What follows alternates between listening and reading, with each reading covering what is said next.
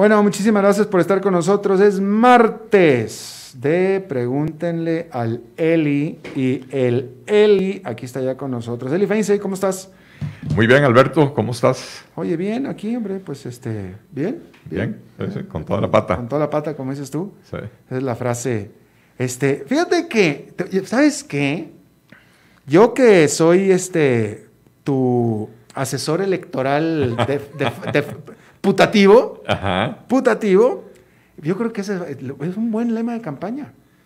Con toda Eli la pata. Feinsey, con toda la pata. Parece bien. Oye, suena, ¿no?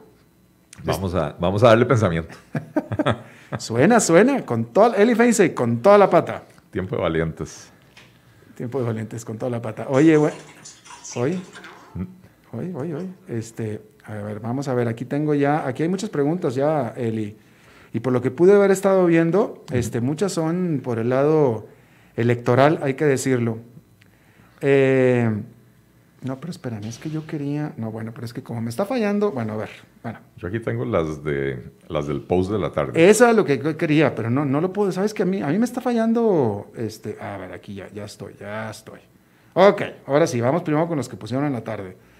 Juan López. Juan, que preguntas muy largas, Juan. A ver. Bueno, Elvin José Castillo te pregunta, Eli, ¿se debería liberalizar el sector bancario tipo Japón o Nueva York para iniciar o crear un centro financiero en toda forma? No se me viene a la mente a mí, en lo personal, Panamá. Sí, Panamá, la City, menos se refiere a Londres. A ver, ciertamente en Costa Rica tenemos una regulación bancaria que impide el desarrollo de un centro financiero internacional. Creo que tenemos que empezar por resolver los problemas que tenemos aquí de falta de competencia en el mercado bancario local. Es una competencia la que existe, es una competencia bastante poco efectiva por la presencia de 3 elefantes blancos estatales que son líderes de precios en ese mercado, pero son líderes en la ineficiencia y entonces provocan que los márgenes de intermediación sean excesivamente altos en este país, lo cual hace que las tasas de interés activas sean demasiado altas, ¿verdad?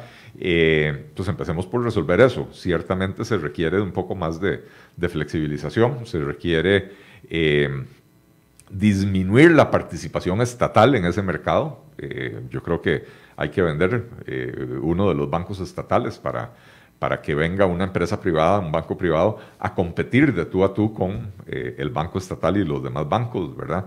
Y habría que analizar si hay campo, digamos, para un centro financiero más teniendo a Panamá y a la par. Pero ciertamente Panamá es un país que en los últimos 15 o 20 años ha crecido muy por encima del promedio de Costa Rica. Nos ha dejado atrás. El PIB per cápita de ambos países a principios de los años 90 era prácticamente igual. Hoy, antes de la pandemia, el PIB per cápita de Panamá era 40% superior al de Costa Rica. Y no es únicamente o exclusivamente porque tengan ese centro financiero, es porque Panamá se ha atrevido a hacer ciertas reformas pro-competitivas en su economía que Costa Rica no ha hecho y que han demostrado que, a pesar de que Panamá parte en los años 90 con condiciones inferiores a las costarricenses, porque a pesar de tener un PIB per cápita similar, Panamá no tenía un sistema educativo tan desarrollado, no tenía un sistema de salud y sigue sin tenerlo, un sistema de salud como el costarricense, etc. Y a pesar de no tener esas condiciones, logra disparar el crecimiento económico y mejorar la condición general de toda su población. Así es. Juan López, estamos en una lucha por el poder adquisitivo entre el sector público y el privado. ¿Qué recomienda la teoría económica? ¿Qué sector gasta mejor? No es una lucha por el poder adquisitivo. El poder adquisitivo del Colón es el mismo si usted es funcionario público, si es funcionario o trabajador en el sector privado. En lo que estamos es en una lucha por la eficiencia del gasto público y también estamos en una lucha por cuál debe ser la participación y cuál debe ser la amplitud de la participación del Estado en los diferentes sectores de la economía. Ciertamente, en el sector público se han llegado a cometer abusos en materia de remuneraciones, en muchos casos, y ojo, la enorme mayoría de los funcionarios públicos no ganan salarios de lujo, pero los que sí ganan esos salarios de lujo se terminan llevando un porcentaje altísimo de los presupuestos, ¿verdad? En estos días ha estado saliendo información de las universidades y en la UCR, algo así como el 10% de los profesores se llevan el 45% del presupuesto de remuneraciones, ¿verdad? Entonces, los abusos han llevado a unas diferencias enormes, a unas inequidades enormes a lo interno de la universidad, pero además la OCDE ha señalado que estos abusos en el esquema de remuneraciones del sector público son una de las principales explicaciones de la desigualdad en Costa Rica, ¿verdad? Entonces, ciertamente el sector privado en términos generales gasta mejor, invierte mejor, porque busca donde el dólar invertido tenga la mayor rentabilidad. En el sector público ese no es el criterio, y si bien uno tiene que tener en cuenta los criterios de rentabilidad social, no solo de rentabilidad privada, lo cierto es que en Costa Rica tenemos un sector público que ni rentabilidad privada ni rentabilidad social. La rentabilidad privada es solo para los funcionarios, los que tienen el privilegio de ser los funcionarios mejor pagados. Me gustaría nada más acotar, Eli, porque creo que es muy importante, que lo que estás diciendo tú respecto del sector privado no es ideología.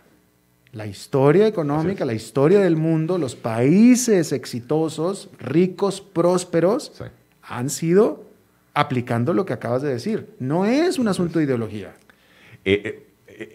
Tan no es un asunto de ideología, Alberto, que el liberalismo económico tiene, ¿cuánto?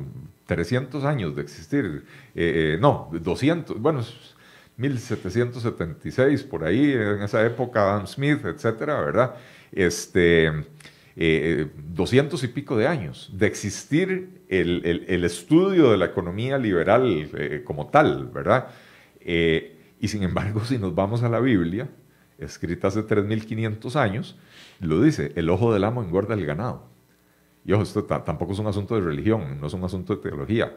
Es la observación de una realidad humana, que es que cuando yo invierto mis recursos, los cuido. Cuando yo tengo para invertir recursos de alguien más que no me está supervisando, no tengo que tener ese cuidado, ¿verdad? Entonces, incluso se presentan problemas a nivel corporativo donde hay capas gerenciales que están manejando el dinero de los accionistas, y los accionistas supervisan, pero no están encima en el día a día, y han habido casos conocidos de estos estamentos gerenciales que terminan haciendo inversiones para su beneficio, no necesariamente para el beneficio de los accionistas de las empresas, pero con mucha más frecuencia y mucha más razón se da eso en el sector público, donde la única supervisión que podemos hacer es cada 4 años para cambiar a los gobernantes, pero en realidad no cambiamos a los mandos medios que terminan manipulando ciertas cosas en su beneficio, en su favor, independientemente de quién sea el presidente de la República, ¿verdad? Bueno, además hay otra cosa. Toda empresa, a menos de que sea una empresa familiar, ¿va? A menos, pero toda empresa busca inexorablemente tener al empleado más capacitado, más capaz, más ad hoc, más adecuado para hacer la labor para la cual se le contrató. Y se le piden resultados. Y si no da resultados, se va. Si no da resultados, se va. En el gobierno, pues digo, no sé, si usted trabaja en el gobierno, usted dígame si es así. Sí. En el gobierno hay funcionarios magníficos y conozco testimonios de muchos de ellos que dicen que cuando llegan a una institución, rapidito los llama el jefe y les dice: mire, trabaje más despacio. Por ejemplo, conozco casos de jueces recién nombrados que vienen y se encuentran una montaña de casos sin resolver, empiezan a analizar expedientes, empiezan a emitir resoluciones, y de pronto los llama un juez superior a decirle: señor, está resolviendo demasiado rápido, va a hacer que sus compañeros se vean mal. Entonces, aquí cuando le decimos que tiene que resolver 14 casos al mes, no es que es un mínimo, es que eso es lo que esperamos que usted haga. No haga más que eso porque hace que los demás se vean mal, ¿verdad? Entonces, no es imposible que en el sector público haya buenos funcionarios, los hay, y muy buenos, pero la norma es que si no hacen las cosas bien, nada pasa, ¿verdad? Y entonces hay muchos que lamentablemente se aprovechan de eso. Totalmente.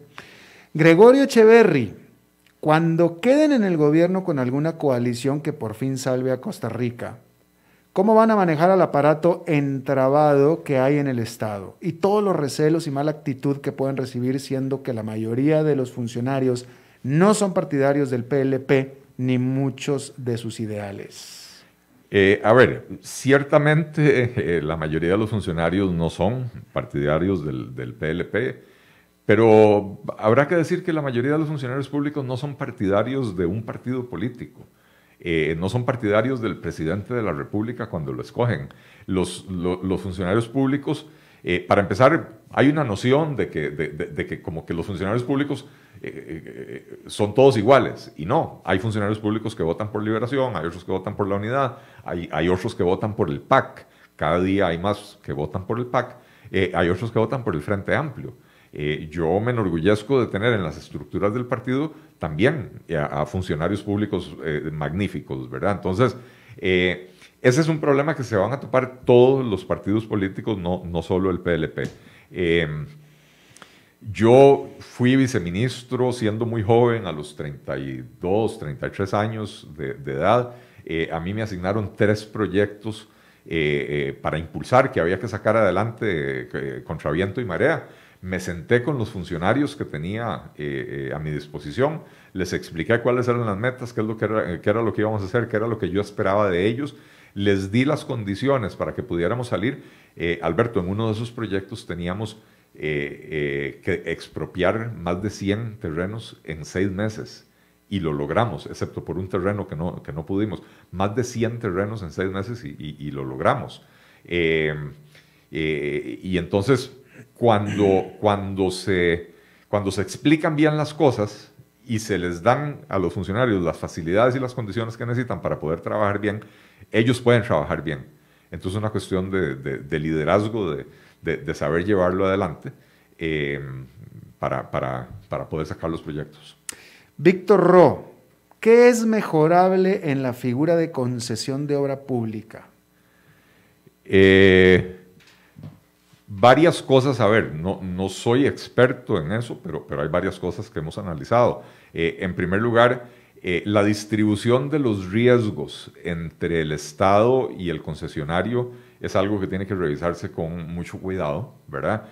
Porque algunos contratos de concesión le terminan asignando el riesgo prácticamente íntegro al Estado. Y lo que se quiere es un concesionario que asuma parte del riesgo para que tenga el incentivo de hacer las cosas lo mejor posible, ¿verdad? Porque si se le elimina el riesgo, pues ¿para qué se esfuerza? Cualquier riesgo lo cubre el Estado. Es como tener un seguro por cualquier torta que uno se jale. Entonces ese es un tema. El otro tema es que la ley en Costa Rica tiene varias limitantes, varias rigideces. Hay ciertos tipos de negocios que no se pueden hacer mediante la ley de concesiones. Hay ciertas figuras de concesión o de alianza público-privada que no están contempladas en la ley. La ley necesita una modernización, digamos, pero por ahí hay temas que hay que arreglar. Chava San manda saludos desde Reynosa, Tamaulipas, México, el norte de México, frontera con Estados Unidos. Paisano. Mi paisano, y casi desde la región, ahí de la región de Soy. Sí. De ahí, gracias Chava, igualmente. Vamos a hacer una pausa porque tenemos que ir a una pausa y vamos a hacerla bien cortitita y regresamos inmediatamente. A las 5 con Alberto Padilla, por CRC 89.1 Radio. ¿Sabías que la división marina del grupo VIO ofrece gran variedad de accesorios y repuestos? Así es, cuentan con un gran stock de repuestos para motores de 2 tiempos y 4 tiempos marca Yamaha, accesorios para botes como direcciones hidráulicas, defensas, remos, aros y chalecos salvavidas, bombas de achique, cables de mandos, entre otros. Además, en la boutique podrás encontrar ropa, gorras y otros accesorios marca Yamaha. Puedes visitarlos en sus 3 sucursales propias en San José, Sierpe de Osa y Playas del Coco, o en sus 2 distribuidores en Limón y Punta Arenas. Dijo George Brassens: el mejor vino no es necesariamente el más caro, sino el que se comparte. Bodegas y viñedos La Iride, vinos argentinos de la región de Mendoza. Colecciongourmet.com. Cuidémonos más. Cada día falta menos. Tengamos paciencia. Sabemos que al final juntos lo vamos a vencer. Recordemos que en esta época de COVID-19 hemos logrado hacer cosas que alguna vez creíamos imposibles. Resistamos un poco, que cada día estamos más cerca de reencontrarnos. COVID-19, un problema de todos que resolvemos cada uno. Un mensaje de la Cámara Nacional de Radiodifusión, Canara.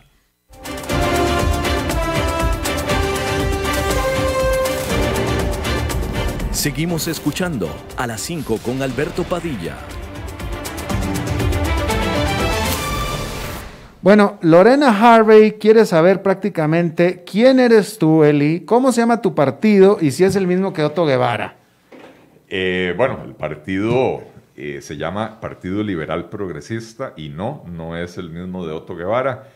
Otto Guevara, ustedes recordarán, fue candidato presidencial y diputado del Movimiento Libertario, y ahora está en un partido en proceso de formación que se llama Unión Liberal.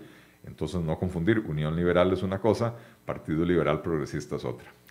Mario Arias, no es cierto, Mariano Arias, ¿es cierto que Mario Redondo te está buscando? Lo pone como que si él me estuviera buscando y no me pudiera encontrar. No, yo tengo una magnífica comunicación con Mario Redondo, hablamos por lo menos un par de veces al mes, y hemos conversado la posibilidad de hacer una coalición y hay conversaciones interesantes, nada todavía que reportar. Arlene García, ¿en su grupo de personas que le colaboran para su candidatura está Iván Barrantes? No. Juan Carlos Salazar Echeverry, por favor, refiérase a esta cosa de la agencia espacial.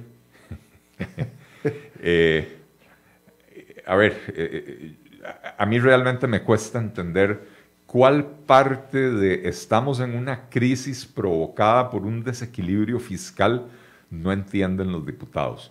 Que en media crisis fiscal encuentren que lo que hay que hacer es empezar a crear agencias. Hace 15 días, digamos que no se hizo mucho ruido porque yo creo que a la gente no le sonó mala la idea de crear una agencia de innovación tecnológica en Costa Rica y ahora una agencia espacial. Yo en cuanto a la agencia de innovación tecnológica, creo que no es mala la idea, pero sí es mala la idea de crearlo en media crisis y sobre todo de crearla en condiciones de agencia estatal, ¿verdad? Cuando ya tenemos un ejemplo como es CINDE, que es podríamos decir, una ONG sin fines de lucro que hace las cosas con bastante más eficiencia, ¿verdad? Entonces, me parece que para poder hacer investigación espacial, que ya hay, por lo menos en el tecnológico, y creo que en la Universidad de Costa Rica hay investigadores que lo están haciendo, no se necesita tener una agencia espacial con directores ejecutivos y salarios de agencia espacial y todo lo demás. Me parece que lo que hay que hacer es buscar convenios de cooperación con agencias de otros países, universidades de otros países, y continuar con la investigación en el ámbito académico. Rigo Anzuelo, ¿qué piensas de la coalición que está intentando el exministro de Hacienda Chávez? De ahí hasta no saber cómo se conforma esa coalición, no puedo opinar nada. Me parece que tiene todo el derecho de de tratar de hacerlo, ¿verdad? Pero hasta que no sepamos con quién es esa coalición y cuáles son los compromisos que asume para poder conformarla y quién lo va a acompañar, pues no hay absolutamente nada que opinar. Con todo el tiempo que estuvo viviendo Chávez fuera de Costa Rica, ¿no está impedido? No, no hay ningún impedimento. De hecho, para ser presidente de Costa Rica, únicamente hay que ser costarricense por nacimiento y tener, creo que más de 35 años de edad. Todo. Eso es todo. O sea, si te fuiste a vivir a Australia desde bebé y llegas aquí a los 35 años de edad o 36, puedes ser presidente. Así es. Hay muchos países en que eso no se puede. Costa Rica no es uno de ellos. Mira tú, qué interesante, qué interesante. Sí. Incluso para la alcaldía de mi ciudad natal, Monterrey, Ajá. está la lucha política espantosa por la discusión de que el candidato a la alcaldía no vive en el municipio. Bueno, aquí también ahí sí. hace unos años empezaron a joder con eso, digamos, porque en algún momento, después de 4 periodos seguidos de Johnny Araya siendo alcalde, alguien denunció que no vivía en la ciudad de San José. Si no me equivoco, él vivía en Santa Ana o una cosa así por el estilo. Johnny Araya tuvo que salir corriendo a comprarse un apartamento dentro de los límites de la ciudad de San José para poder seguir participando, ¿verdad? Pero para las alcaldías sí, pero... Para el presidente no. Para el presidente no, y para las diputaciones no. Una persona Qué de curioso. Punta Arenas puede ser puesta en el primer lugar por San José. O sea, aquí puede venir de presidente un tico de Nueva Jersey que no habla español. Podría. Podría, no hay impedimento. Así es. No hay impedimento. Así es. Interesante. Sí. Bien. Jefferson Zamora Jiménez, ¿qué opinión te merece la ley de empleo público a plazo de 2 años? ¿Cómo a plazo de 2 años? Así No dice. entendí. Yo creo que es necesaria una ley de empleo público. Sería ideal que esa ley de empleo público reúna ciertas condiciones, entre ellas que abarque a todos los funcionarios públicos y no solo algunos, que no haya exclusiones de ninguna institución, que abarque a todos los funcionarios públicos en términos de ingresos, o sea, tanto los que ganan menos que el salario único y los que ganan más que el salario único, y que se mantenga que los funcionarios que hoy ganan por debajo del salario único se les va a ir ajustando gradualmente con el esquema actual. O sea, en el esquema actual tienen aumentos todos los años, entonces si el salario de un funcionario hoy está por debajo del que le correspondería en el nuevo esquema, en vez de hacer un aumento de un solo golpe, llevarlo gradual hasta que alcance el salario que le corresponde. Sería también ideal que en la definición de las familias salariales, que es un concepto que contiene la ley, estas familias de verdad fueran funcionales y no por institución. No tiene ningún sentido crear una familia judicial, por ejemplo, porque el concepto de las familias es que si un abogado cumple funciones similares en el Poder Judicial, en el Poder Legislativo o en el Poder Ejecutivo o en una municipalidad, que gane el mismo salario, ¿verdad? Por ejemplo, un juez, solo hay jueces en el Poder Judicial, entonces un abogado que cumple funciones de juez ganará como juez, pero un abogado que no es juez, que trabaja en el Poder Judicial, no tiene por qué tener un salario diferenciado de otro abogado que trabaja en otro poder de la República, ¿verdad? Entonces, hay ciertas cosas que es importante asegurar que la ley haga correctamente, porque de lo contrario va a ser un saludo a la bandera o incluso nos va a meter en un problema aún peor. Claro.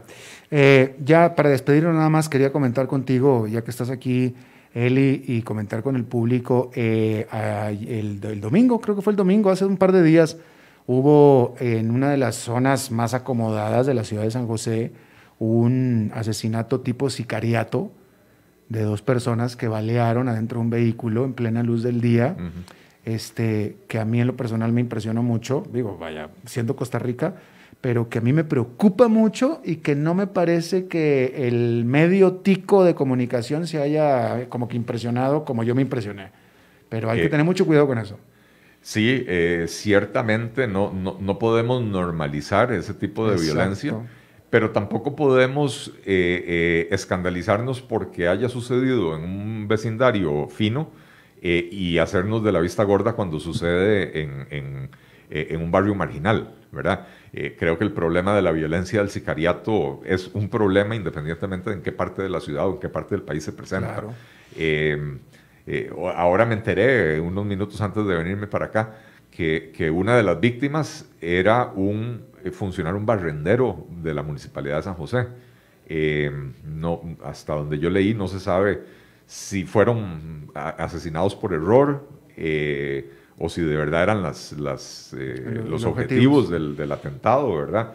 Pero sí, o sea, es un problema muy serio que se está saliendo de control y que hasta ahora las autoridades no están haciendo mucho por controlarlo, ¿eh? Pues no, porque de nuevo, en plena luz del día, en una avenida importante, en un lugar que en teoría debería estar muy vigilado y como si nada. Bueno, hace unos años, yo creo que tal vez todavía no te habías venido a vivir a Costa Rica, hubo un caso en un colegio privado en Huachipelín de Escazú, el Mount View si no me equivoco. A la hora de recoger a los niños, llegó un tipo que, bueno, aparentemente sí tenía un prontuario de kilométrico maratónico, ¿verdad? Pero llegó un tipo a recoger a sus hijos y hubo toda una balacera, se armó afuera, el carro del muerto quedó calcinado, el cuerpo deshecho, por un ajuste de cuentas, ¿verdad? Porque era gente sucia. Pero en un colegio lleno de niños. Claro. Eli, despídete de tu público. Pues muchas gracias a todos por sus preguntas, por su lealtad al programa. Muchas gracias, Alberto, por tenerme por acá y a todos por acá. Don Andrés Quintana. No está Junior hoy. Ahí está. ¿Quién? Ahí está. Ahí está Junior. Muchas gracias, don David, por no regañarnos aquí tanto hoy. Vele la cara, ¿no? Velo, está fascinado. Sí. Míralo. Bueno, eso es todo lo que tenemos por esta emisión. Muchísimas gracias por habernos acompañado. Nos vemos en la próxima. Que la pasen muy bien.